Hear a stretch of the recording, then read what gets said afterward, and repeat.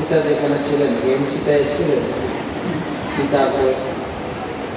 সীতাপুরে আজকে সমবেত হয়েছি আমাদের দামোদর ব্রতে ভগবান দামোদরের আলোচনা করার জন্য। এই মাসকে বলে দামোদর মাস না কার্তিক মাস? হ্যাঁ, কার্তিক মাস পড়েনি, দামোদর মাস, কার্তিক মাস। আবার কেউ বলে নিয়ম সেবার মাস, যে সারা বছর লোকে ভগবানের ভজন না করলেও বা সারা বছর আমিষ খেলেও এই মাসে আমিষ খায় না, এই মাসে আমিষ করে শরীর খারাপ হয়। শ্রাবণ মাসে শাক, ভাদ্র মাসে দই, আশ্বিন মাসে দুধ, আর এই কার্তিক মাসে মাছ কলাইয়ের ডাল। আমরা যেহেতু সারা বছর নিরামিষ খাই, আমাদের জন্য মাছ কলাই, বাইরে সাধারণত আমিষ খায় না। এই মাছ দেখবে পুকুরে বা নদীতে মাছেও ঘা হয়ে যায় এই মাসে। এই মাছ মাংস এই মাসে শরীরের পক্ষে ভীষণ ক্ষতি। সেই জন্য এই কার্তিক মাসকে বলে নিয়ম সেবার মাস। যতটুকু জীবনকে সংযত করা যায় এই মাসে শরীরের উত্তেজনা, কামের উত্তেজনা আছে, রাস্তাঘাটে কুকুর কাম উপভোগ করতে হবে, সেজন্য সংযত থাকতে হয়। এটা নিয়ম সেবার মাস। এই মাসে যতদূর সম্ভব হরিনাম, গীতা ভাগবতম পাঠ আর দ্বীপ দেখা, এই 12 মাসের ভিতরে 3 মাস শ্রেষ্ঠ। বৈশাখ মাসে জলদান, রাস্তার পাশে আপনার বাড়ি হলে লোককে জল খাওয়াবেন, যত জল খাওয়াবেন তত পূর্ণ। জলের সঙ্গে যদি একটু বাতাস দেন আরো বেশি পূর্ণ। জলকে যদি একটু ঠান্ডা করে দেন পুজোতে, আর যদি একটু শরবত বানিয়ে দেন আরো ভালো। এখন তার লোকে শরবত খায় না, খায় শেক, মিল্ক শেক, কাজু shake, mango shake, banana shake, দিলে আরও বেশি পূর্ণ পাবে। আর বৈশাখ মাসে ছাতা দান করবেন, জুতো দান করবেন, পাখা, হাত পাখার থেকে সিলিং ফ্যান দিলে আরো ভালো, আরো এসি দিতে পারলে আরো ভালো। এটা বৈশাখ মাসে। আর মাঘ মাসে নদীতে স্নান, মাঘে স্নান করলে অনেক পূর্ণ। এখানে আশেপাশে নদী আছে, কি নদী আছে? দামোদর বা আপনারা হাওড়াতে যাবেন। এটা হুগলি না হাওড়া? হুগলি, হাওড়া না হুগলি বলে হাওড়া। জানাতনি করেন আরো ভালো, ওরা হাওড়ার লোক তারা বলছে হাওড়া। একটুখানি আগে এটা হুগলি, আর আগে তো হুগলি হলে আপনাদের আছে গঙ্গা আছে, শেওড়াফুলিতে গঙ্গা আছে। আর হুগলির ঈশ্বর হচ্ছেন বাবা তারকনাথ, তারকেশ্বর। তো শেওড়াফুলি থেকে জল নিয়ে পায়ে হেঁটে হেঁটে বাবা ভোলেনাথকে স্নান করাবেন। বিশেষ করে চৈত্র মাসে, শ্রাবণ মাসে একদম হাজার লাখ লোক শেওড়াফুলি থেকে জল নিয়ে মাত্র 34 কিলোমিটার। এটা শুনে লিঙ্ক আছে,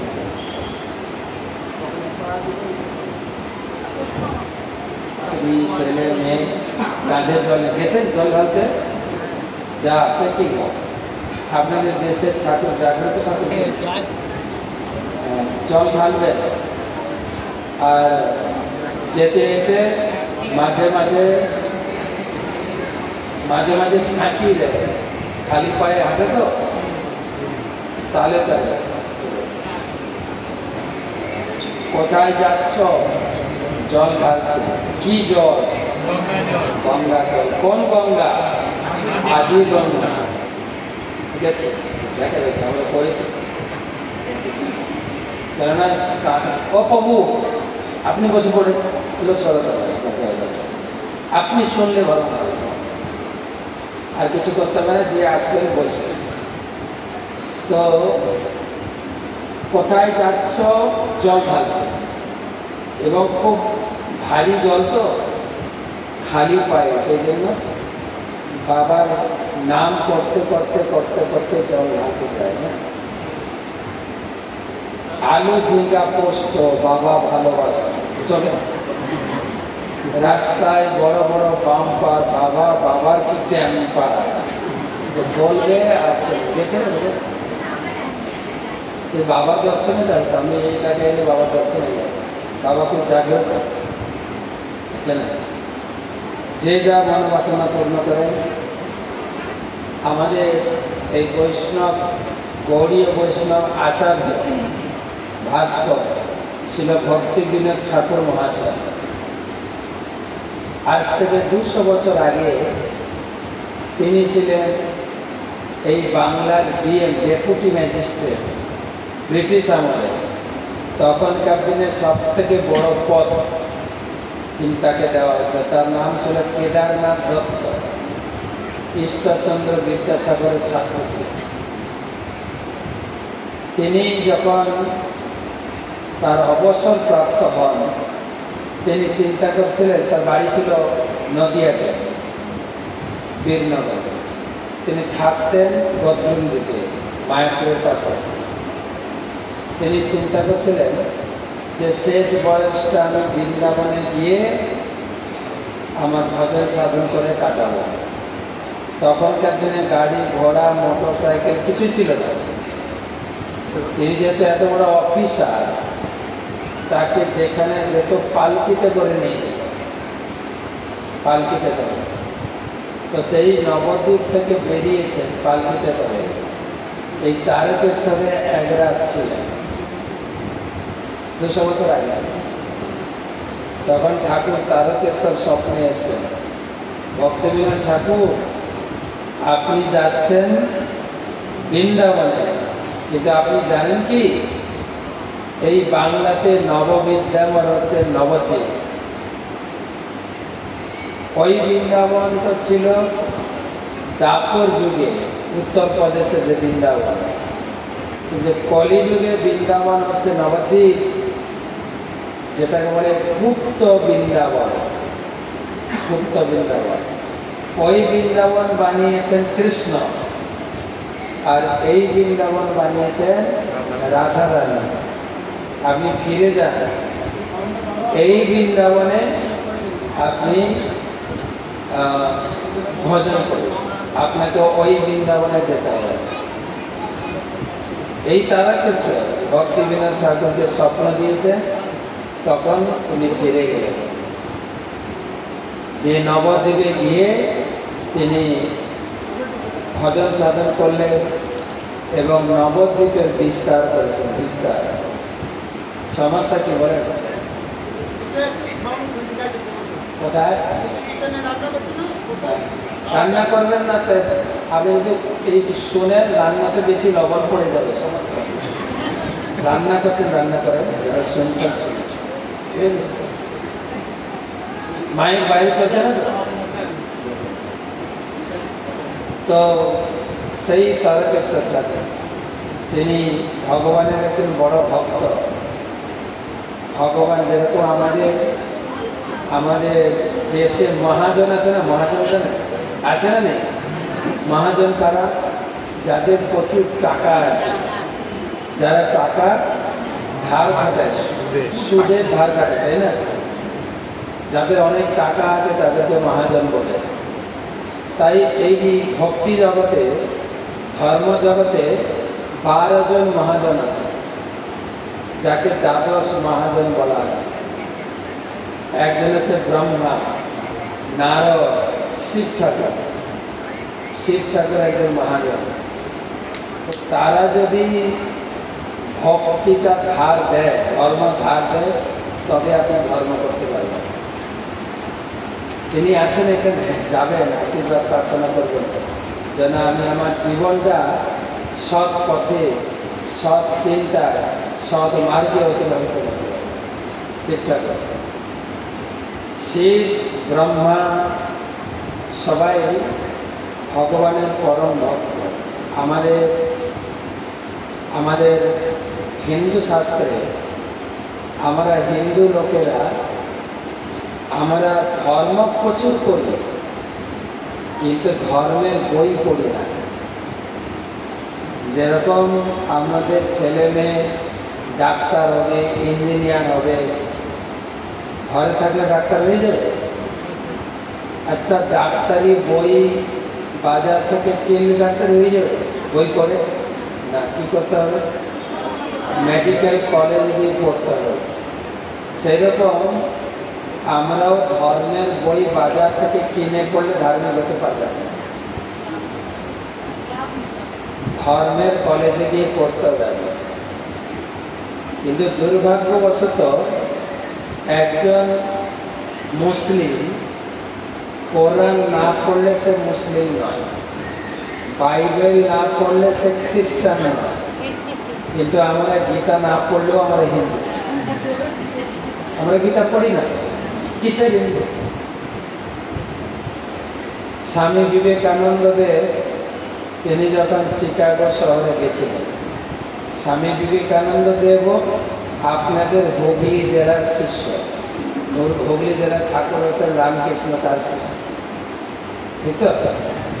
তিনি যখন চিকাগো শহরে ভাষণ দিচ্ছিলেন তখন হিন্দু ধর্মকে বড় করেছিলেন।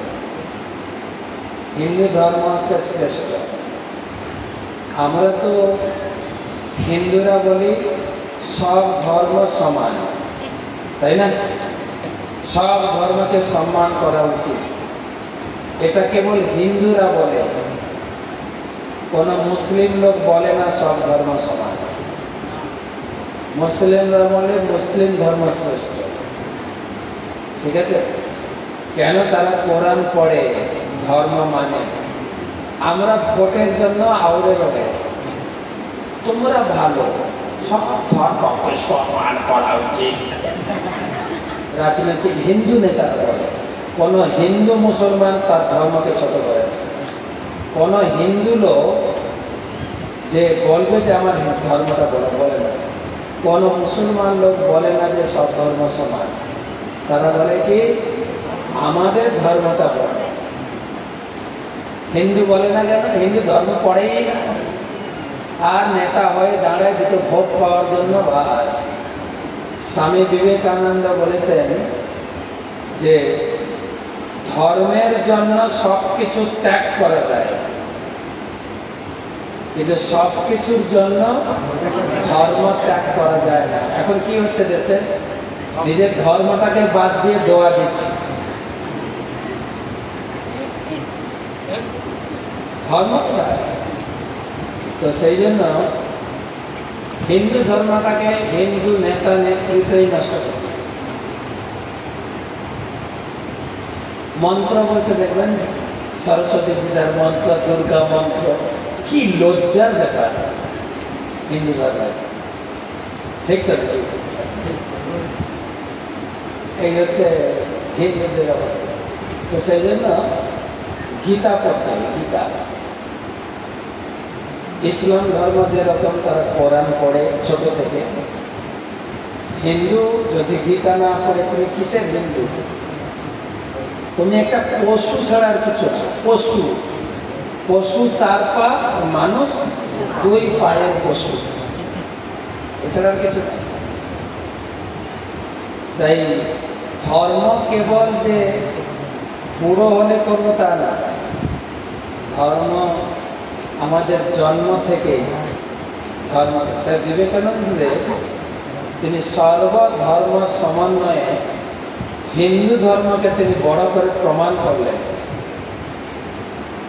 তখন স্টেজ থেকে যখন নামছেন তখন একজন আমেরিকা বিবেকানন্দ দেবকে বলছে, যদি হিন্দু ধর্ম বড় হয় তাহলে হিন্দু শাস্ত্রটা সবার নিচে কেন? সেখানে অনেক ধর্মগ্রন্থ ছিল, ত্রিপিটক, বাইবেল, কোরআন, গীতা, মহাভারত। গীতা ছিল সব থেকে নিচে। বিবেকানন্দ দেব তিনি উপস্থিত বুদ্ধি জানেন, কোথায় কোন কথা বলতে হবে। তিনি বললেন, সেই জন্যই তো বলছি হিন্দু ধর্ম বড়, কেননা হিন্দু ধর্ম সব গ্রন্থকে ধারণ করে রেখেছে। যেই গীতাটাকে টান দিলেন সব গ্রন্থ পড়ে যাবে। কিন্তু আমরা হরিবল বললে তো হবে না, ধর্ম করতে হবে এবং ধর্মকে বাঁচাতে গেলে মাথা উঁচু করে চলতে হবে। আর আমাদের ছেলে মেয়েকে ধর্মের শিক্ষা দিতে হবে। এমন নয় যে ধর্ম করলে বৈরাগী হয়ে যাবে। এখন উল্টো হচ্ছে, ধর্ম শিক্ষা দিচ্ছেন না, ছেলেমেয়েরা বৈরাগী হয়ে যাচ্ছে। আপনার ছেলে হলে একটা মেয়ে খুঁজে পালাচ্ছে, মেয়ে হলে একটা ছেলে নিয়ে পালাচ্ছে। বৈরাগী আর বানাতে হচ্ছে না, এমনি বৈরাগী। কেন? মা বাবা কালচার শেখায়নি, মা বাবা ধর্ম শেখায়নি। ও জানে না যে কার সঙ্গে কীভাবে ব্যবহার করতে হবে। সেই জন্য ভগবদ গীতার শিক্ষার জন্য আমরা শহরে শহরে পাড়ায় পাড়ায় গীতা শিক্ষার ক্লাব তৈরি করেছে। গীতা শিক্ষা আগেকার দিনে মানুষ, আমার দাদুকে দেখেছি সারাদিন কাজ করতেন, সন্ধ্যার সময় হেরিকেন জ্বালিয়ে নাম সংকীর্তন করতেন। এখন কি করছে? এখন মোবাইল, ইউটিউব না ইউটিউব ঘাটছে সব। সেই জন্য দেখবেন, আপনার তো কলকাতার পাশে বাড়ি, কলকাতায় সব গাড়ির পিছনে লেখা আছে আগের মতো শান্তি আর না। কেন? আগেকার দিনের লোক তো শুধু খেটে খেত, এখন তো ঘরে বসে মোবাইল টিপলে লাখ লাখ টাকা ইনকাম করছে। গাড়ি চড়ছে, মোটর সাইকেল চড়ছে, মোবাইল ব্যবহার করছে। সুখ নেই কেন? না, ভগবানকে বাদ দিয়ে যা করবেন আপনার জীবনে সুখ আছে। যা কিছু করুন না, সেজন্য বলা হয়েছে ওম পূর্ণমদ পূর্ণমিদম পূর্ণাৎ পূর্ণমুদচ্যতে পূর্ণস্য পূর্ণমাদায় পূর্ণমেবা অবশিষ্যতে। আমার জীবনটা পূর্ণ হবে যদি ভগবানের সঙ্গে যুক্ত হয়।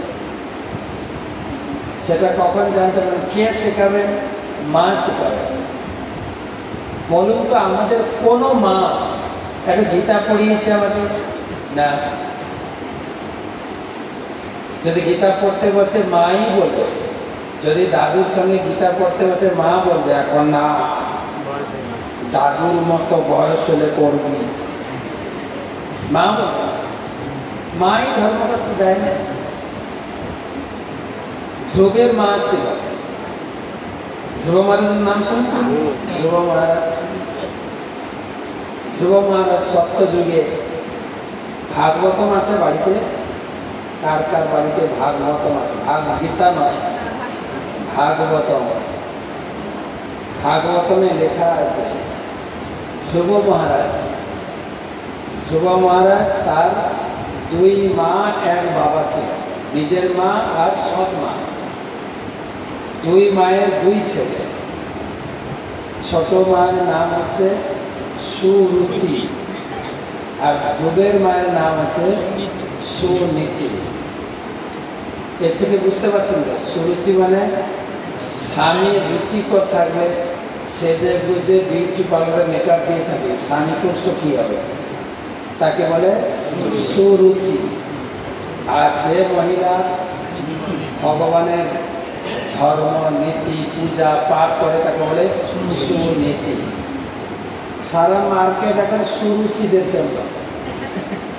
মার্কেটে দেখবেন বসিমাল দোকান, আনাজ দোকান হয়তো একটা দুটো, কসমেটিক্সের দোকান, পুরো নখ থেকে চোখের কালার পর্যন্ত সাদা সুরুচি।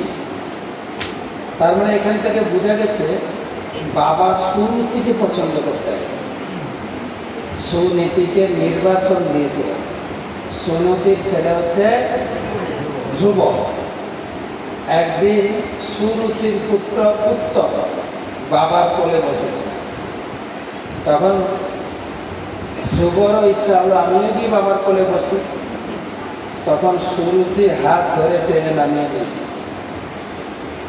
টেনে নামিয়েছে, তুই বাবার কোলে বসতে পারবি না। বলছে কেন? এ তো আমারও বাবা।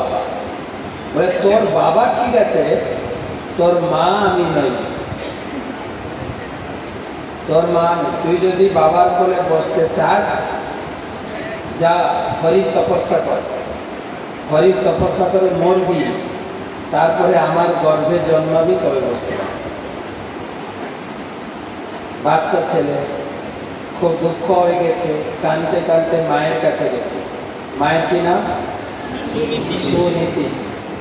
মাকে নির্বাসন করেছে। মা দেখছে ছেলেটা কাঁদছে। কি হয়েছে? তো কে মেরেছে, কে বকেছে? দেখবেন মায়েরা কাঁদে, আবার বাচ্চাকে প্রবলেম, কাঁদিস না, কে মেরেছে তোকে? মা কাঁদছে। তখন বাচ্চাটা এত দুঃখ পেয়েছে ও বলতে পারছে না। তখন পাড়ার লোক এসে বলছে কেউ মারেনি, তাহলে কাঁদছে কেন?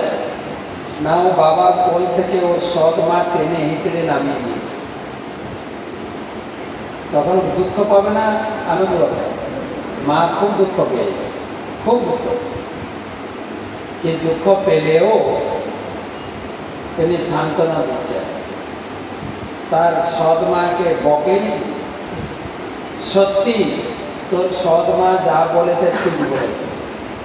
তুই একটা অভাগীর গর্ভে জন্মেছিস, আমার মতো অভাগিনীর বুকের দুধ খেয়ে বড় হয়েছিস। আমি তো আমার কাছে এসেছিস, আমি তোকে কিছু সাহায্য করতে পারবো না।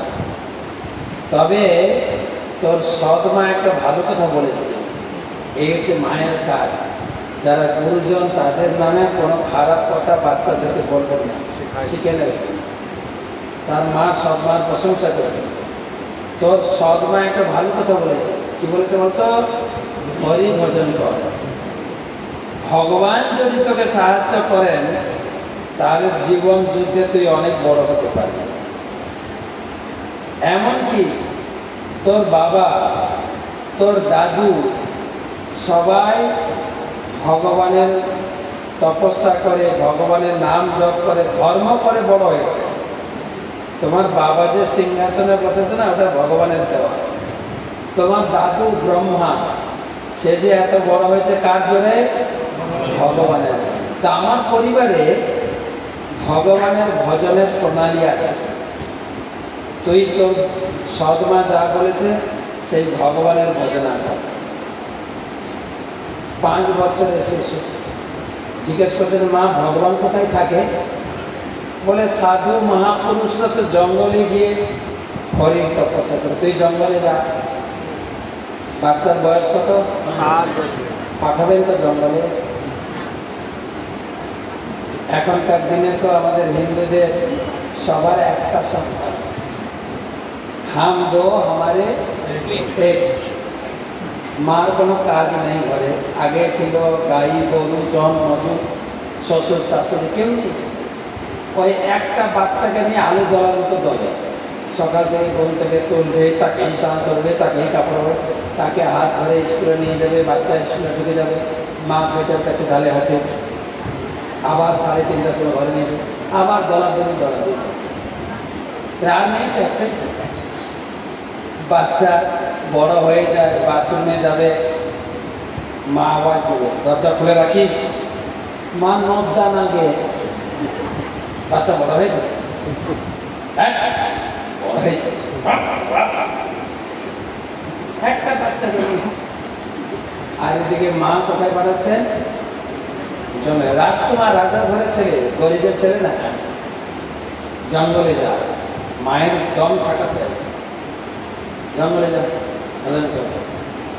তো মায়ের চরণে প্রণাম করে মায়ের আশীর্বাদ নিয়ে যাচ্ছে বাচ্চা। কোথায়? জঙ্গল। কিসের জন্য? ভগবানের ভগবানের তপস্যা করে। উপর থেকে ভগবান দেখছে যে ধ্রুব আসছে আমাকে পেতে, আমার তপস্যা করতে, কিন্তু ওর তো দীক্ষা হয়নি, ওকে তো দীক্ষা দিতে হবে। দীক্ষা না দিলে হরিকে পাবে না, গুরু বিনা হরিকে পাবে না। যস্য প্রসাদাৎ ভগবৎ প্রসাদ, যস্য অপ্রসাদাৎ না ভক্তি কৃতঃ। ভগবানের কৃপা হলে ভগবানের, গুরুদেবের কৃপা হলে ভগবানের, গুরুদেব যদি অপ্রসন্ন হন ভগবান পাবে। তাই ভগবান চিন্তা করে লিখেছে দীক্ষা দেওয়াতে হবে। আর আপনারা জানেন ইস্কনের দীক্ষা নেওয়ার কি ঝামেলা। যদি ধ্রুবকে ইস্কনে পাঠানো হয় দীক্ষা নিতে, ওরে বাবা, এর সই ওর সই, আইডিসি কোড, এই পাস, এই মৌখিক পরীক্ষা থাকে। তো ভগবান সরকারি গুরু পাঠালেন। সরকারি গুরু কেন? নারদ। যাও দীক্ষা দাও। নারদ মুনি এসে দীক্ষার আগে পরীক্ষা। আমাদের গৌড়ীয় পরম্পরাতে আগে শিক্ষা, তারপরে পরীক্ষা, তারপরে দীক্ষা। ওকে পরীক্ষা করছেন। আর সত্যযুগে খাতা পেন কাগজ ছিল না, মৌখিক পরীক্ষা। যে যেরকম তাকে সেরকম মৌখিক পরীক্ষা। নারদ মুনি বলছেন, এ ধ্রুব, কি ব্যাপার, যাচ্ছ কোথায়? বলছে জঙ্গলে যাচ্ছি। কেন?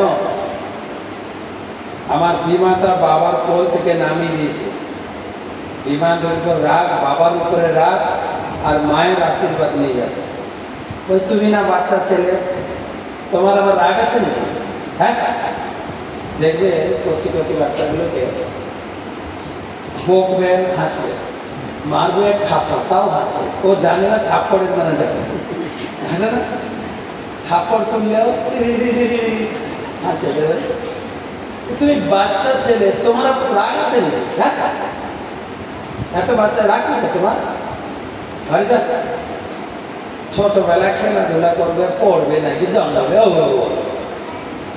গাল টিপলে দুধ বেরোবে, আবার যাচ্ছে। শোনো, তোমার বাবা মার যে ঝগড়া হয়েছে না, আমি মিটিয়ে দেবো, চলো ঘরে চলো। যুগ যুগ তপস্যা করে যারা ভগবানকে লাভ করে না, তুমি যাচ্ছ বাচ্চা ছেলে ভগবান। হ্যাঁ, অনেক কিছু পরীক্ষা করে। যাও ঘরে যাও, বলছে শুনতে পাচ্ছ না? ঘরে যাও, যাও। ধ্রুব হাঁ করে বলছে, আমি তো যাচ্ছিলাম ভগবানকে ভজন করতে, আপনি কোথেকে এসে গেলেন, আমাকে আটকাচ্ছেন? পারলে আমাকে সাহায্য করুন, না হলে রাস্তা ছেড়ে দিন, আমার রাস্তা আমাকে যেতে দিন।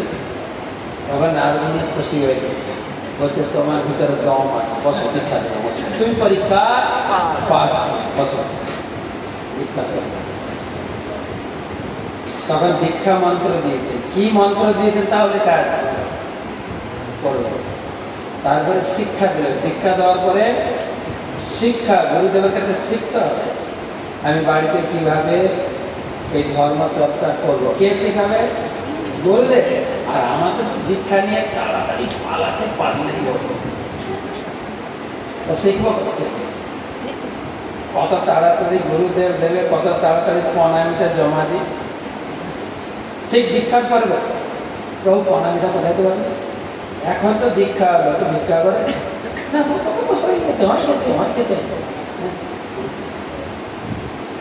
তো শিক্ষা নেবেন। শিক্ষা না করে জঙ্গলে গেলেন হরি ভজন করে। কয় দিনে ভগবানকে লাভ করেছেন? 6 মাসে। 6 মাস। প্রথম মাসে তার ভজনের শৈল দেবে। নারদ মুনি বললেন, এখান থেকে চলে যাও বৃন্দাবনে, মধুবনে, যমুনা তীরে তুমি গাছের গোড়ায় থাকবে, 3 বার যমুনায় স্নান করবে। বাচ্চাকে ছাড়বেন তো, আমাদের একটু স্নান করে আয় তো। একটাই ছেলে না, যদি আগে যায় শেষ তো, তাই ওটাকে নিয়ে দলাদলি করবে তো বলছি। আর নেই তো, আগেকার দিনে ছিল 5টা 6টা বাচ্চা যখন মায়ের কোলে 8 মাস 9 মাস দুধ খেতেন, তখন শাশুড়ি বলতো, এটাকে দিয়ে দাও, আরেকটা নিয়ে আসো, আরেকটা। আর এখন তো শাশুড়িরা চুপচাপ ঘরে বসে, কেননা একটা বাচ্চা মাই তাকে দলাদলি করে, শাশুড়িও পায় না থাকে। আর মা জানে শাশুড়ি সেকেলের লোক, জানি না কিরকম খারাপ হয়ে যাবে, আমি ওকে ইংলিশ মিডিয়ামে পড়াবো, কত কিছু শেখাবো, আমার বাচ্চাটা যেন খারাপ না। তো সেই জন্য যমুনা, ভরা যমুনাতে 3 বার স্নান করে। কি খেত শুনলে তো বলে হাট খেয়ে চলে যেত। 3 দিনে 1 বার খেত। কি খেত? জঙ্গলের ফল, রাজার ঘরের ছেলে খেত। 3 দিনে 1 বার, আমাদের 1 দিনে 3 বার। তাও আমাদের মায়াপুরে যারা যায় কতগুলো দোকান খুলে রাখতে হয়েছে, 3 বার খেয়েও পেট ভরে না, সব সময় খেতে আছে।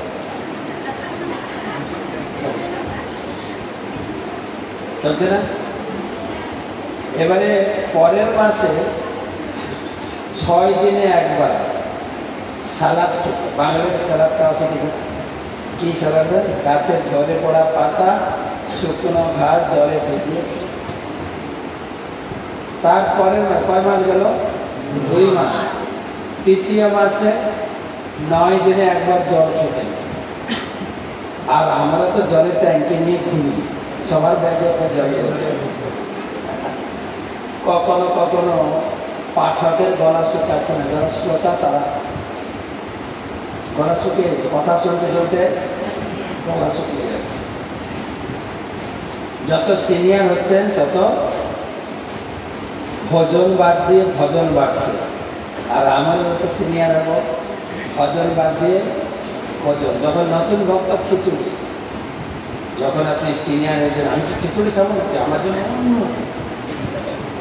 আপনার জন্য খিচুড়ি না, আপনার জন্য ভজন করছে। আমরা ভগবানকে পাবো।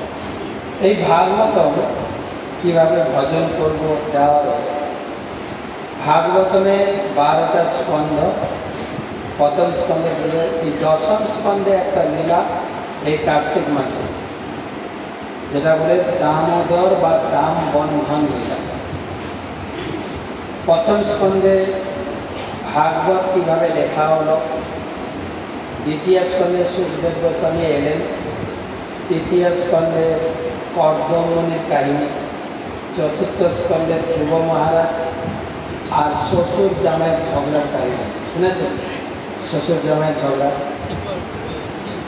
শিব ঠাকুর আর দক্ষ। তার মাঝখানে মেয়ে করলো সুইসাইড, সতী। কার উপরে রাগ করে সুইসাইড করেছে? বাবার উপরে। বর্তমান মেয়েরা কার উপরে রাগ করে সুইসাইড করে? পার্থক্যটা এখানে। স্বামী বা শ্বশুর বাড়ির উপর রাগ করে।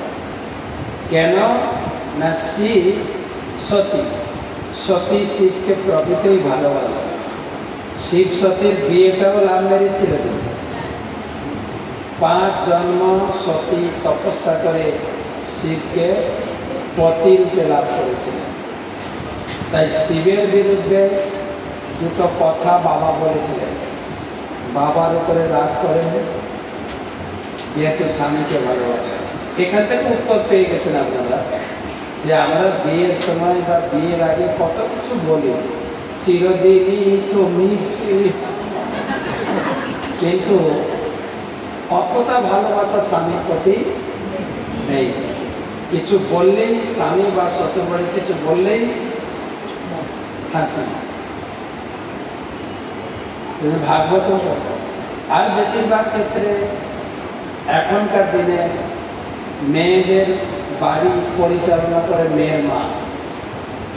প্রতিটা বাড়ি, মেয়ের বাড়ি ভাঙাচ্ছে মেয়ের মা।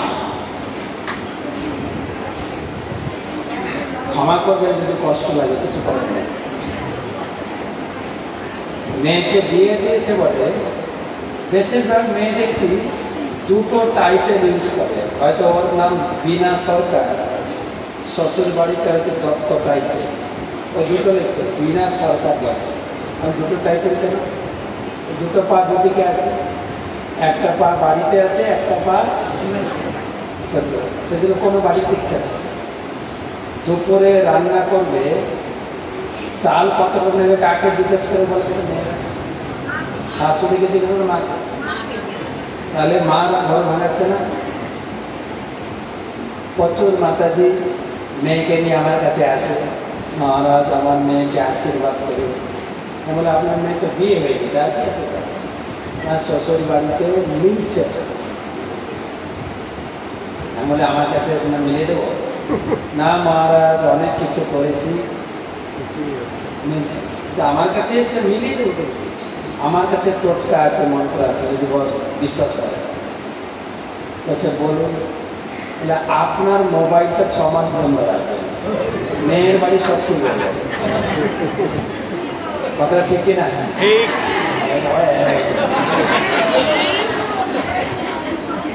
সব মায়েরাই মেয়ের বাড়িগুলো নষ্ট করেছে। তো চতুর্থ স্কন্ধে শিব, পার্বতী এবং দক্ষ সেই আচারের মতো কাহিনী।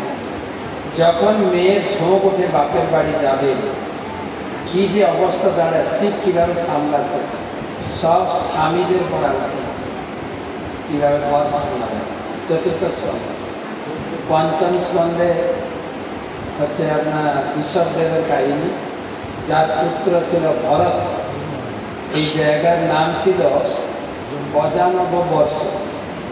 সেই ভরতের নাম অনুসারে এই জায়গার নাম হচ্ছে ভারত, সেই কাহিনী। ষষ্ঠ স্কন্ধে অজামিল, যে এত বড় পাপী ছিলেন, এক ব্যবসাকে বিয়ে করেছিলেন। ব্যবসাকে সন্তুষ্ট করতে গিয়ে চুরি, ডাকাতি, খুন করে টাকা ইনকাম করেছে, পাপী। কিন্তু সৌভাগ্যবশত তার ছোট ছেলের নাম রেখেছিল তাতে। তো ভাগবত পড়লে না ছেলে মেয়েদের নামকরণ করতে পারবে? ভাগবত পড়ি না, সিনেমা দেখি, তাই ছেলে মেয়েদের নাম রাখি ঝিকি, মিকি, চিকি, লালু, কালু। ছেলে মেয়েদের নাম ঠাকুর দেবতাদের নাম রাখে, গোবিন্দ, কৃষ্ণ, মুকুন্দ, গঙ্গা, যমুনা, সরস্বতী। আমার গুরুদেব প্রায় বলেন, এই কার্তিক মাসে তোমরা গঙ্গার পাশে বাড়ি হলে ডেলি গঙ্গা স্নান করো।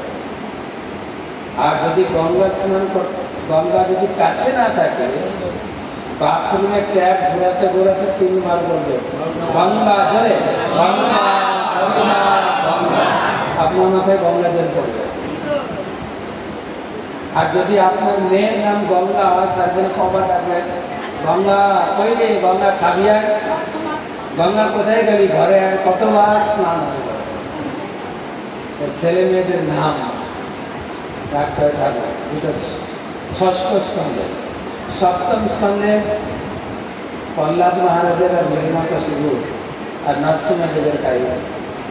অষ্টম স্কন্ধে কয়েকদিন আগে কুম্ভ গেল না, কুম্ভ অমৃত উঠেছিল প্রয়াগে, সেই কাহিনী হচ্ছে অষ্টম স্কন্ধে। কেন ওখানে অমৃত উঠে? কেন আমাদের এই গঙ্গাতে অমৃত উঠে না? দামোদরে কেন অমৃত উঠে না? ওখানে কেন ওঠে? সেই কাহিনী। নবম স্কন্ধে ভগবান রামচন্দ্রের কাহিনী। দশম স্কন্ধে ভগবান কৃষ্ণের কাহিনী। মাত্র 90টা অধ্যায় আছে, 90টা অধ্যায়, 4খানা বই। তিনি 3 জায়গায় লীলা করেছেন কৃষ্ণ। বৃন্দাবনে, মথুরাতে, দ্বারকাতে। বৃন্দাবনে 11.5 বছর ছিলেন তিনি। তার ছোটবেলা কেটেছে, কৃষ্ণ জন্ম হয়েছিল তার মথুরা, তাই না? আমার ছোটবেলার একটা গান গাই না, আছে গৌর নিতাই কৃষ্ণ আছে মথুরাতে, কালী ঘাটে আছেন কালী, ভাগ্যেশ্বরী ঢাকায় মথুরা দেখবি যদি আই গো চলে। কৃষ্ণকে দেখতে গেলে মথুরা যেতে হবে। মথুরাতে তিনি জন্মগ্রহণ করেছেন, কিন্তু কংসকে ফাঁকি দিয়ে রাতারাতি গোকুলে চলে গেলেন। কেন না, কৃষ্ণের মা বাবা যখন বিয়ে হচ্ছিল, দেবকী আর বসুদেব, আর দেবকীর ভাই তিনি মনকে শ্বশুর বাড়িতে থাকতে নিজে গাড়ি চালিয়ে নিয়ে যাচ্ছে। হঠাৎ উপর থেকে দৈববাণী হলো, নির্বোধ কংস, তুমি জানো না যে বোনকে তুমি গাড়ি চালিয়ে নিয়ে যাচ্ছ সেই বোনের অষ্টম গর্ভের সন্তান তোমাকে মারবে। শোনার সাথে সাথে গাড়ির স্টিয়ারিং ছেড়ে দিয়েছে, বাম হাতে চুলের মুঠিটা ধরেছেন বোনের, আর হাতে তলোয়ার। তোমার অষ্টম গর্ভের সন্তান আমাকে কি মারবে? তোমাকে এখন কেটে দেবো, তাহলে আর মরার কোনো প্রশ্ন নেই। তখন ওখানে আর কে ছিল? বসুদেব ছিল। সে তো ধর করে উঠে এখন স্ত্রীকে বাঁচাতে হবে। মহিলাদের তিনটা আশ্রয়: বিয়ের আগে মা বাবা, বিয়ের পরে স্বামী, ছেলে বড় হয়ে গেলে ছেলে। স্বামীর দলেও নেই, স্বামী থাকলেও মায়েরা কার বলে যাবে? দেখবেন বাপ ছেলে যদি ঝগড়া করে, মা কোন পক্ষে যাবে? ছেলেকে বলবে তুই যা তো, তোর কাজে বুড়োটার কাজ নেই, সময় নষ্ট করে যা। এতদিন হয়তো আই লাভ ইউ বলেছে অনেকবার, এখন হচ্ছে বুড়ো, প্রতি কথায় বুড়ো। তো এখন বাবা মা থেকে বিয়ে হয়ে গেছে, এখন কার দায়িত্ব? ভাই তো তরোয়াল উঠেছে, কেটে দেবে, কেন? ওর দায়িত্ব শেষ তো। এবারে কার দায়িত্ব? স্বামী। অনেক বুঝাচ্ছেন, আরে সবে বিয়ে দিলে তোমার বোনকে, তুমি একজন রাজা, ভোজ বংশের রাজা, তুমি একটা মহিলাকে মারতে উঠেছো, তোমার অপযশ হতো, আবার নিজের বোন। যার মৃত্যুর বয়সে ধর্মের কাহিনী শোনে না, যা হোক আমি মারব। তখন বসুদেব বলে, দেখো তুমি ভুল করছো, কিন্তু এর থেকে তো তোমার ভয় নেই। ভয় কার থেকে? এর ছেলে থেকে। ভবিষ্যতে দেখা গেল কোনো ছেলে পেলে হলোই না, তোমার ভয় কিছু। তাহলে একে কেন মারতে দিচ্ছি? আমি তোমাকে কথা দিচ্ছি, যদি ভবিষ্যতে কোনো ছেলে হয় তোমার হাতে তুলে দেবে। কংস কিন্তু জানতেন বসুদেবের বাক সত্য, যা বলে তো সেই জন্য বললেন, তাদেরকে জেলে বন্দি করে রাখলেন। প্রতি বছর একটা ছেলে। আর আমাদের মেয়েরা তো বিয়ে করে 3 বছর, 4 বছর, 5 বছর হয়ে গেল, মা বলছে কি রে তোর বাড়ি যাব না। জানেন এটা মানে? বাবা মা মেয়েকে বিয়ে দেওয়ার পরে মেয়ের বাড়ি যেতে পারে না, মেয়ের বাড়ির জলও খাবে না, কিছু করবে না। কেন? মেয়েকে দান করেছে, সেই বাড়ি থেকে কোনো কিছু নিতে পারবে না, নিয়ম। কিন্তু কখনো মেয়ের বাড়ি যায়, কখন যাইতেন? মেয়ের যখন ছেলে মেয়ে হবে বাহানা দিয়ে যাবে, আমি নাতির বাড়ি যাচ্ছি। সেই জন্য মা অপেক্ষা করছে তোর বাড়ি যাবো, সেই জন্য জিজ্ঞেস করে তোর বাড়ি কি যাবো না, তার মানে কি তোর কি সন্তান হবে না? থামা কর, একটু পায়ে দাঁড়াই বলে এত তাড়াও ঠিক আছে। বসুদেবের প্রতি বছর একটা, দুটো, তিনটে, চারটে, 5টা, 6টা প্রতিটা সন্তানকে। প্রথম সন্তান যখন হলো, বলেন তো আপনার যদি প্রথম সন্তান ছেলে, আপনি জানেন কংস মেরে দেবে, তুলে দেবে না? দেবকী তো দিতে চাইছে, কিন্তু বসুদেব বাক্স, সেই জন্য তো ভগবানের বাবা হতে পেরেছে। সত্য প্রাণ যায়, বচন না যায়। প্রাণ চলে যেতে পারে কিন্তু কথা যাবে না। সেই জন্য তো তার বাবা হয়েছে, সন্তান তুলে দিলেন। কংসের হাতে। কংস সন্তানটাকে নিয়ে, বাচ্চা ছেলে দেখলে তার স্নেহ মমতা এসে যায় না, সে আবার মামা। বাচ্চার প্রতি মায়ের যতটা স্নেহ তার থেকে বেশি স্নেহ হচ্ছে মাকে দুবার বলে মা মা। মামার ডবল স্নেহ। মামার অনেক ভাগিদার বাচ্চাকে। মামা না হলে অন্নপ্রাশন হবে না, মামা না হলে বিয়ে হবে না। এখন যে কি করে হবে কি জানে, একটাই তো মেয়ে, মানে ধার করে করতে হবে। পাতানো মানে ধার করা। আমি হাওড়া জেলাতে আন্দোলনের প্রচার করছিলাম জামাই ষষ্ঠীর সময়। দেওয়ালে লেখা আছে জামাই ভাড়া পাওয়া যায়, সেরকম মামা মনে ভাড়া পাওয়া যায়। তো মামা, মামার কোলে দিয়েছে বাচ্চাটা। ভাগবতে যেরকম লেখা আছে, ভাগবত পড়বে, কোলে নিয়ে দিয়েছি। আমি কি করে মা বলতো, এত সুন্দর। বা আমরা বলি না কি কিউ, ও মারতে পারলেন না, বাচ্চাটাকে বোনকে ফেরত দিয়ে দিল। কেন, এর থেকে আমার ভয় নেই। ভয় কোনটা থেকে? অষ্টম গর্ভের সন্তান। উপর থেকে নারদমণি নাটক দেখছিলেন। নারদমণি নেমে গেলেন কংসের দরবারে। কংস তাকে উচ্চ আসনে বসিয়েছেন, পূজা করছেন। নারদমণি জিজ্ঞাসা করলেন, কংস তুমি কি ইস্কনের ভক্ত হয়ে গেলে? কেন? বাচ্চাটাকে ফেরত দিলে কেন? কেন ফেরত দেবো না? কি কিউট বাচ্চাটা, মারা যায় বলো? আমার বোনের ছেলে, আমি মামা না? আমি কেন ওকে মারবো? ও তো আমাকে মারবে না, আমাকে মারবে কে?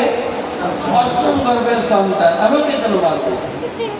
নারদমণি বলতে, তুমি তো আসল রহস্য জানো না, বিষ্ণুর চালাকি। কোনটা যে 8 কোনটা যে 1 বোঝা মুশকিল আছে।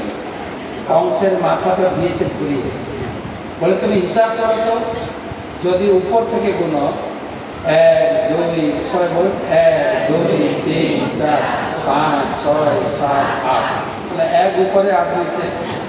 যদি নিচে থেকে গোনা শুরু হয় 1 2 3 4 5 6 7, তাহলে 8 কোনটা 1 কোনটা? 8টা 1 হতে পারে, 1টা 8 হতে পারে। তুমি একদম বিশ্বাস করো না। কিন্তু দেখেন, কংস বাচ্চাটাকে ছেড়ে দিল, নারদমণি মারছে। কারণ নারদমণি অসুর, কংস ভক্ত, তাই তো নাকি? কংস ছেড়ে দিলেন, নারদ এসে বলছে মারো। আর এরকম বুঝাতে কংস মারো, সত্যিই তো এটাও 8 নম্বর হতে পারে। কোল থেকে ছিনিয়ে এনে এসে নারদমণি কেন মারলেন? মারল তো নারদমণি নাকি? নারদমণি দেখছেন ভগবানকে জগতে আসতে হবে। ভগবান আসবে কখন? যখন ভক্তের উপরে অত্যাচার হবে, নাহলে ভগবান আসবে। আর কংসের ভিতরে যদি দয়া এসে যায়, ভগবান তো আসবেই। মারো, মেরে দিলেন। পরের বছর আরেকটা, তারপরের বছর আরেকটা, বছর ফিরলেই একটা। আর আমাদের তো বৌমারা একটা দেই চুপচাপ। শাশুড়ি বলছে, কি গো বৌমা, বাচ্চাটা তো বড় হয়ে গেছে। তখন বৌমা কি বলে, আপনি কি বলতে চাইছেন? একটাকে মানুষ করি। একটা বাড়িতে শাশুড়ি ছিল খুব বজ্জা, খুব জঞ্জাল। বলছে, কি বললে? একটাকে মানুষ করি। আমার 8টা ছেলে মেয়েছে, কাকে মাস্টার বানিয়েছি, কাকে উকিল বানিয়েছি, কেউ একজন গায়ক, কেউ একজন পুলিশ। আচ্ছা বৌমা, তোমার স্বামীটাকে জিজ্ঞেস করো না, ওগো তোমার মা কি তোমাকে মানুষ বানিয়েছে না তুমি এখনো গাধা আছো? জিজ্ঞেস করো না। একটাকে মানুষ করে কে শিখিয়েছে তোমাকে? যা বলছে তা শোনো, চপ। শাশুড়িও ছিল সেরকম। তো বছর ফিরলে এবার 6টা সন্তানকে মেরেছে, 6টা। যখন 7ম বার গর্ভবতী মা, তখন ভগবান কৃষ্ণ মা দুর্গাকে কল করেছে। গচ্ছ ভাগবত में লেখা আছে, গচ্ছ দেবী ব্রজং ভদ্রে গোপ গোপী অলঙ্কৃত। হে দেবী, দেবী আছেন কোথায়? কৈলাসে। তোমাকে বৃন্দাবনে যেতে, গচ্ছ দেবী ব্রজং ভদ্রে, ব্রজে যেতে হবে তোমাকে। বলছে কেন? আমি কি করব, কি কাজ? বলছে আমার মা গর্ভবতী, ভগবান এখনো মায়ের গর্ভে আসেনি, আগে থেকে মা ডাকা শুরু করেছে।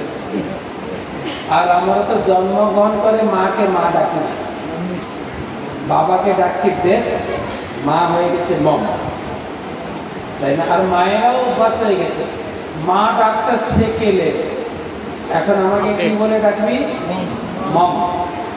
কালকে বলছিলাম যে আমরা ছোটবেলায় পড়েছি মিশর দেশের লোকেরা যখন মারা যায় মাটিতে সমাধি দেয় কি বলে ডাকে? মমি। কারণ মাও মমি মরে গেছে, বাবাও দেব। ভগবান মা বলে ডাকছে, আমার মা গর্ভবতী। বলে আমি গিয়ে কি করব না, আমার মায়ের গর্ভটা নিয়ে রোহিণীর গর্ভে দেয়। সপ্তম গর্ভ হচ্ছে বলরাম, বলরামের অরিজিনাল মা হচ্ছে রোহিণী। তাহলে পারবো? দুর্গা যদি জিজ্ঞেস করে তাহলে তোমার মায়ের গর্ভে এলো কেন? প্রশ্ন না, তিনি হচ্ছেন সে সাক্ষম ধাম ও মাম। বলরাম হচ্ছেন সেবক ভগবান। বলরাম নিজেকে বিস্তার করেছেন ভগবানের সেবার জন্য। ভগবানের যে সিংহাসন, এই সিংহাসনটা হচ্ছে বলরামের প্রকাশ। ভগবানের আরতি প্লেট, ভোগের প্লেট, বলরামের প্রকাশ। বলেন তো ভগবান কার উপর শুয়ে আছেন? অনন্ত শেষ। অনন্ত শেষ হচ্ছে বলরাম। তাই তিনি আমার মায়ের গর্ভে এসেছেন। 6টা সন্তান মারা গেছে না, 6টা শত্রু পর থেকে, কাম, ক্রোধ, লোভ, মোহ, মদ, মাদ। 6টা শত্রু মরার পরে গুরু হচ্ছেন বলরাম। বলরাম আসবে তারপরে ভগবান। তাই আমার মাকে গর্ভটাকে খালি করতে হবে, গর্ভটা নিয়ে রোহিণীর গর্ভে দেবে। বলুন তো এই গর্ভের সেবা, যন্ত্রণা কি বলে, সেবা শুশ্রূষা, গর্ভের প্রসব, সিজার, এগুলো কে করে? নাচ করে, নাচ। ভগবান তার জন্মের সময় মা দুর্গাকে নার্সিংয়ের কাজে লাগিয়েছে। আমার জন্ম হবে, তুমি যাও নার্সিংয়ের কাজে, মা দুর্গা। তারপরে আরেকটা তোমার কাজ আছে। বলে আর কি কাজ? আমার মায়ের গর্ভে যখন খালি হয়ে যাবে, দেবকেম পুত্রতম শুভে, আমি দেবকের পুত্র রূপে আমার মায়ের গর্ভে ঢুকবো। আর তুমি কি করবে? নন্দ পত্রাং ভবিষ্যসী, তুমি নন্দ মহারাজের স্ত্রী কি নাম যশোদা কন্যা রূপে জন্মগ্রহণ করবে। আমাদের দুজনের এক সময় জন্ম হবে। হিসাব করে দেখলে দুর্গা কৃষ্ণের বোন। সে কাহিনী তো আপনারা জানেন। তুমি জন্মাবে নন্দালয়ে কন্যা রূপে, আমি কারাগারে জন্মাবো পুত্র রূপে। তারপরে আমার বাবা পরিবর্তন করবে, তোমাকে নিয়ে আসবে আমার মায়ের কাছে, আমাকে নিয়ে যাবে তোমার মায়ের কাছে। পাল্টাপাল্টি করেছেন কিনা? করেছেন কিনা? এখনো হসপিটালে নার্সিং হোমের বাচ্চা পাল্টাপাল্টি হয়। আপনার যদি মেয়ে আছে আবার গর্ভবতী হয়েছে, নার্সকে হাত করতে পারবে। ছেলে হলে তো ঠিক, যদি মেয়ে হয় চেঞ্জ করে, চেঞ্জ করছে। আচ্ছা, নার্সদের দোষ না, কিন্তু এর দোষ তো বসুদেবের। কে চালু করেছেন? বসুদেব করেছেন না? কিন্তু বসুদেব যা করেছেন নার্সরা উল্টো করছে। বসুদেব কি করেছেন? ছেলে রেখে মেয়ে নিয়েছে, আর নার্সরা কি? তো এই দুটো কাজ যদি করে দাও, কৃষ্ণ বলছেন দুর্গাকে, ফোনে ফোনে কথা হচ্ছে, হোয়াটসঅ্যাপ কল নাকি নাকি এমনি করতে, যদি দুটো কাজ করে দাও তাহলে তোমাকে বেতন দেবে। বেতন ছাড়া নার্সরা কাজ করে, কত টাকা খরচা করে পড়েছে, কি বেতন দেবে? অর্চিসন্তি, ভাগবত লেখা, অর্চিসন্তি মনুষ্যান্তাম সর্বকাম বরেশ্বরী ধূপ ও উপহার বলিবি সর্বকাম করতলা। আমি তোমাকে আশীর্বাদ দিচ্ছি, সারা জগতের লোক তোমার ধুমধাম সহকারে পূজা করবে। এই যে দুর্গা পূজা হয়ে গেল, কি আশীর্বাদ দিয়েছে? কৃষ্ণ। ধূপ দিয়ে, উপহার দিয়ে, বলি দিয়ে তোমার উপহার তোমাকে পুজো করবে। আর তুমি কি করবে? সবার মনোবাসনা পূর্ণ করবে। তোমাকে তোমার ঝুড়ি ভর্তি করে আশীর্বাদ দিলাম, যে যা চাইবে দেবে।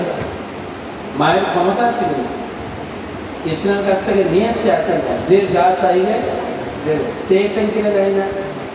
বীরেন্দ্র কৃষ্ণ ভদ্র 15 দিন আগে থেকে সবাইকে শেখা, ধনম দেহি জনম দেহি যশ দেহি যশ দেহি। হে মা, ধন দাও, জন দাও, টাকা দাও, চাকরির প্যানেলটা হয়ে গেছে, চাকরিটা ঠিক করে দাও, যে যা চাইবেন মা দেবে। আমরা যখন ছোটবেলায় স্কুলে আসার আগে দুর্গা পূজা দেখতাম, সরাসরি দাবি করতাম, মা মা দেখা দাও, নাহলে টাকা দাও। মার হাতে আছে, মা দেখা দাও, নাহলে। আর কৃষ্ণ তাকে আশীর্বাদ দিয়েছেন, কি কি নামে তোমাকে পুজো করবে? দুর্গেতি, ভদ্রকালীতি, ঈশানী, ভৈরবী, চণ্ডিকা, মল্লিকা, মায়া, ঈশানী, কর্ণকেটি চ। এই নামগুলো আছে এখানে দেখেন। তোমার নাম হবে দুর্গা, ভদ্রকালী, চণ্ডিকা, মায়া, ঈশানী, বৈষ্ণবী, কর্ণকেটি। কর্ণকেটি মানে কন্যাকুমারী। কন্যাকুমারীও দুর্গা। কন্যাকুমারী আছে আমাদের দেশে? কোথায় আছে? কন্যাকুমারী জায়গা আছে, যেখানে বিবেকানন্দ তপস্যা করেছেন 12 বছর। বিবেকানন্দ রথ কন্যাকুমারী, ত্রিবান্দ্রমে কন্যাকুমারী। কন্যাকুমারী মানে পার্বতী, দুর্গা। শিব হচ্ছে মৃত্যুঞ্জয়, পার্বতী কিন্তু মৃত্যুঞ্জয় না। সেই মৃত্যুঞ্জয় মানে তার মৃত্যু হয় না, তিনি মৃত্যুকে জয় করেছেন। কিন্তু পার্বতী প্রতিকল্পে জন্মগ্রহণ করে, শিবের সঙ্গে বিয়ে হয়, বয়স হলে শরীর চেঞ্জ করতে হয়, মৃত্যু হয়। তাই প্রতিকল্পে পার্বতীর সঙ্গে পার্বতীর সঙ্গে শিবের বিয়ে হয়। একটা কল্পে বিয়ে হয়নি, বিষ্ণু বিয়ে ভাঙিয়ে দিয়েছে, সেই জন্য কন্যা থেকে গেছে, কন্যাকুমারী, বিয়ে হয়। তাই ওখানে পার্বতী একা দাঁড়িয়ে আছে কন্যা রূপে। খুব সুন্দর বিগ্রহ, বিশাল মন্দির, কিন্তু বিগ্রহ খুব ছোট। ভারতের শেষ প্রাণ কন্যাকুমারী। এই নামগুলো ভাগবতমে রয়েছে, দিয়েছে। তাহলে ভগবান চলে গেলেন কোথায়? মথুরা থেকে গোকুলে। গোকুলে গিয়ে এইসব লীলা করেছে। গোকুলে গিয়ে প্রথম তিনি অসুর বধ করলেন। 6 দিনের শিশু পুতনাকে কিরকম মারলেন? অস্ত্র দিয়ে বধ করেছে না। ভগবান কৃষ্ণ দাপর যুগে কোন অস্ত্র ধারণ করে দেখেন? ভগবান হাতে অস্ত্র আছে, ভগবান হাতে কোনো অস্ত্র। এমনকি কুরুক্ষেত্রে যখন যুদ্ধ হবে, দুর্যোধন আর অর্জুন দুজন এসেছিলেন কৃষ্ণের কাছে, আমাকে সাহায্য করো।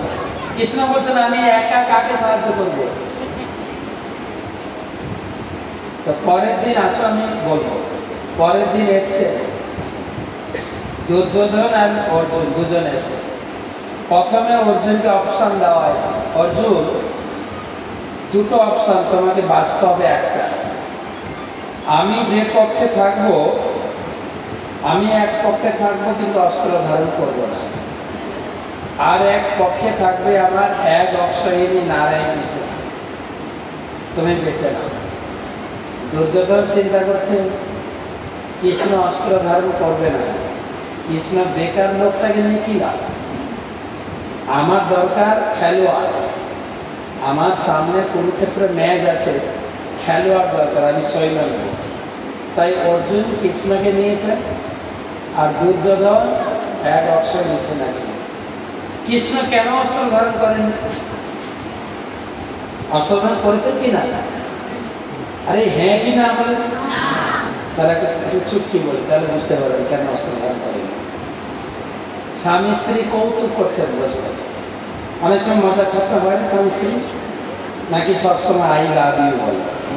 এর হাসি ঠাট্টা মজা হয়। স্ত্রী জিজ্ঞাসা করছে, ও গো, আগে ছিল না ও গো হ্যাঁ গো কি গো, এই কথাগুলো। এখন তো স্বামী নাম ধরে থাকে। ও দেখো তো রাম সীতার ছবিতে রামের হাতে অস্ত্র আছে, কি অস্ত্র? ধনু। লক্ষ্মী নারায়ণ ছবিতে নারায়ণ হাতে অস্ত্র আছে, কি? সুদর্শন চক্র। শিব পার্বতীর ছবিতে শিবের হাতে অস্ত্র আছে, রাধা কৃষ্ণের ছবিতে কোনো অস্ত্র নাই। দেখেছো তুমি? হ্যাঁ দেখেছি। কারণটা কি? কারণটা বুঝলে না? শিব পার্বতী, লক্ষ্মী নারায়ণ, রাম সীতা এরা দুজন দুজনকে বিয়ে করেছে, স্ত্রীর ভয়ে অস্ত্র নিয়ে দাঁড়িয়ে আছে। কিন্তু কৃষ্ণ তো বিয়ে করেন, কৃষ্ণ লাভারকে জড়িয়ে বাঁশি বাজাতে, তো ভয় হয় ঠিক না? দেখেন না, এটা আসল কারণ। আসল কারণ ছিল ত্রেতা যুগে তারা ছিলেন রাধাকৃষ্ণ, তারা ছিলেন রাম সীতা। যখন বনবাসে গেছিলেন চিত্রকূট পর্বতে, কেউ গেছিলেন? এবার যে আমরা গেছিলাম ঘুরতে এখানে পুজোতে, কেউ জানে না। আমরা প্রতি বছর পুজোতে ট্যুর নিয়ে যাই। এবছর গেছিলাম চিত্রকূট, যেখানে রাম সীতা ছিল, দেখতে গেছিলাম। চিত্রকূট অযোধ্যা কুম্ভতে স্নান করিয়ে নিয়েছে। সামনে বছর যাবো বৃন্দাবন, তো 5000 লোক নিয়ে যাবো, বেশি না। যদি যেতে চান আগে থেকে তো চিত্রকূট পর্বতে যখন বনবাসে ঘুরছিলেন, এক জায়গায় দেখলেন হাড়ের পাহাড়, হাড়ের পাহাড়। সীতা জিজ্ঞেস করছেন এটা কিসের পাহাড়? বলে কঙ্কালের পাহাড়। কার কঙ্কাল? মনি ঋষি আর রাক্ষস। বলে মানে? না, রাক্ষসরা মনি ঋষিদের খেয়ে ফেলেছে আর আমি রাক্ষসদের বধ করেছি।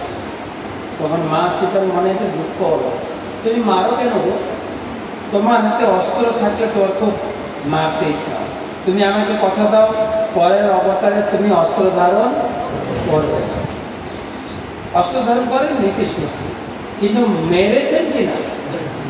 হ্যাঁ, প্রথম 6 দিনে কাকে মেরেছেন?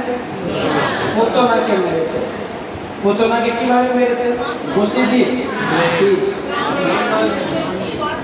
আচ্ছা, মনে রাখার মতো একটু বলে দিই, তার মনে রাখার আর কোনোদিন ভুলবেন না।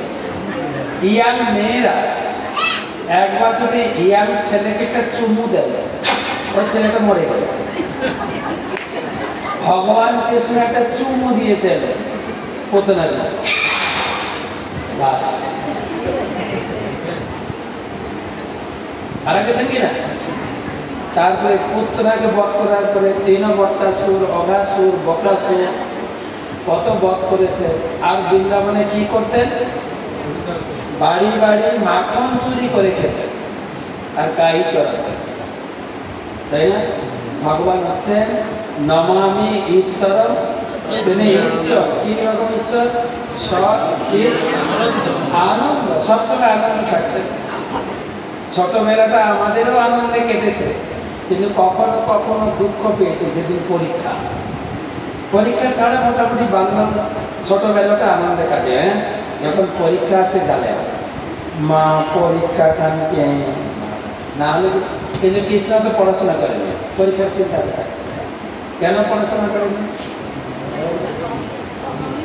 না গো, বাড়িতে মা বাবা নেই তো। এই পড়াশোনার পিছনে মা পিছনে লাগে, তাই না? পড় পড় পড়, বাচ্চারা হাসতে পারে। কে লাগে পিছনে? মা। ওর মা বাবা কোথায়? জেলে। আনন্দ করে। গাই চড়ানো তো একটা বাহানা ছিল, মেন ছিল মাঠে গিয়ে আনন্দ করে।